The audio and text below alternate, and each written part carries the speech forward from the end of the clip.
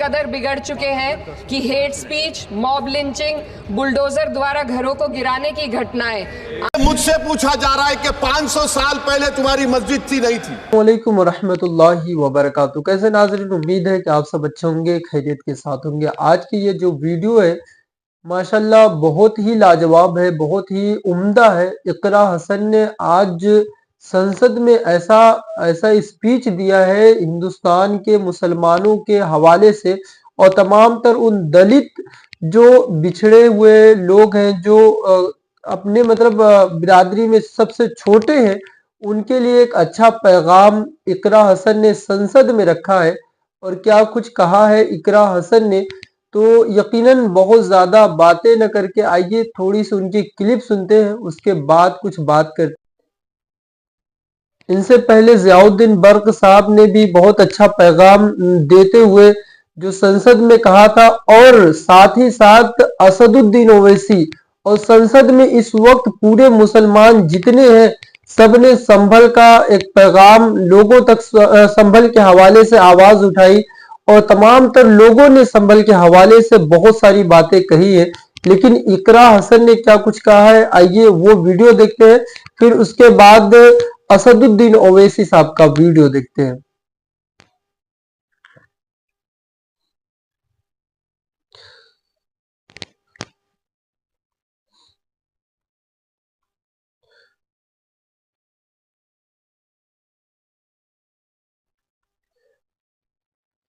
देखिए ये वीडियो।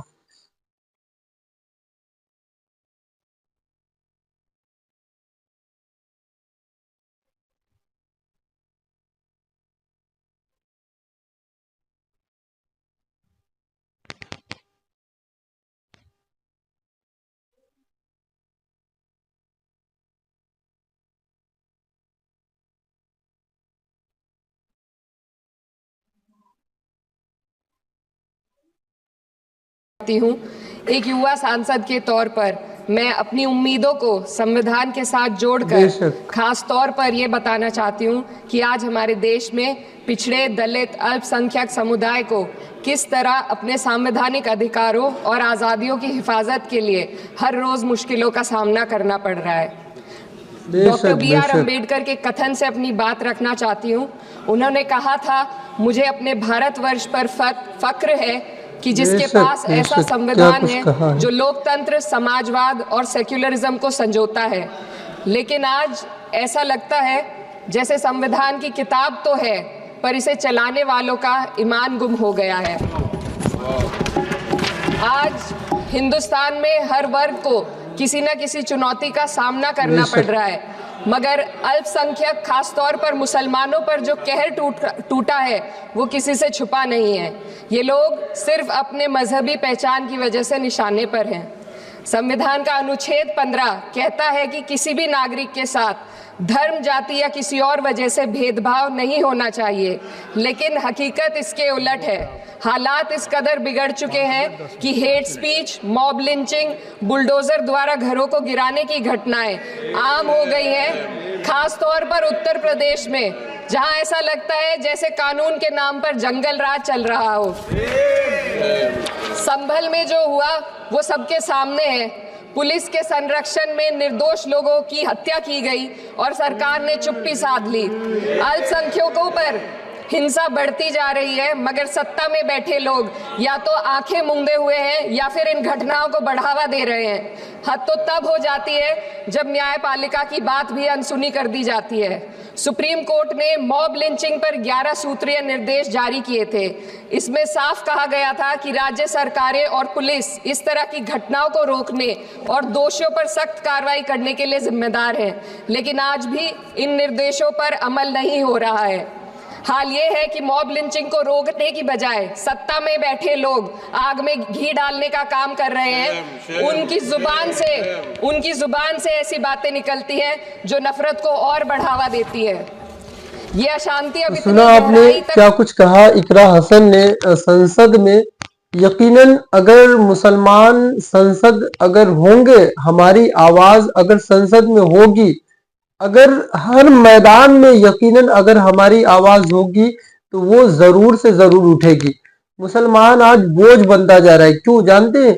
न हम डॉक्टरी में कहीं पे आगे हैं, न हम वकालत में कहीं आगे हैं, न किसी लाइन में। सिर्फ हम मुसलमानों का एक ही काम जो ज्यादा है वो अपना बिजनेस। अपना बिजनेस क्या करते हैं? फल की दुकान खोलेंगे, अपना बिजनेस, अपना धंधा है।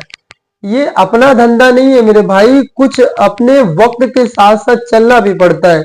हम लोगों को इस बात पर सोचना पड़ेगा। जब तक हम लोग सोचेंगे नहीं इस चीज को कि वक्त के साथ साथ अपने बच्चों को हर मैदान में, हर फन में आगे करना पड़ेगा। वकील भी बने, जज भी बने, और अपने इलाके में पुलिस ऑफिसर भी रहे, और हर मैदान में, संसद में अपने इलाके से अगर कोई आवाज रहेगी तो वो जरूर बोलेगी। 5 से 7 लोगों को असदुद्दीन ओवैसी, इकरा हसन और जियाउर रहमान बर्क साहब ने और दीगर तमाम तर लोगों ने जो संभल के हवाले से बातें रखी हैं संसद में, ये काबिले कबूल है। क्योंकि ये बातें देखी जाती हैं संसद में, कौन सी बात कहां से उठाई जा रही। लोग इस देश में आज चाहे जैसा माहौल बनाने की कोशिश कर रहे हैं, लेकिन ये आवाजें जब तक संसद में गूंजती रहेंगी, यकीनन आपका और हमारा कुछ न कुछ हौसला वहां से अफजाई होता रहता है। तो कुछ चीजें वहां से बनती भी रहती है, और यकीनन आज जो जुल्म और ज्यादती कर रहे हैं हम लोगों पर, यकीनन ये ज्यादा देर नहीं चलने वाला। इस्लाम तो उस वक्त न मिटा जब फिरौन और शद्दाद, नमरूद, हामान, कितने सारे ऐसे बादशाह थे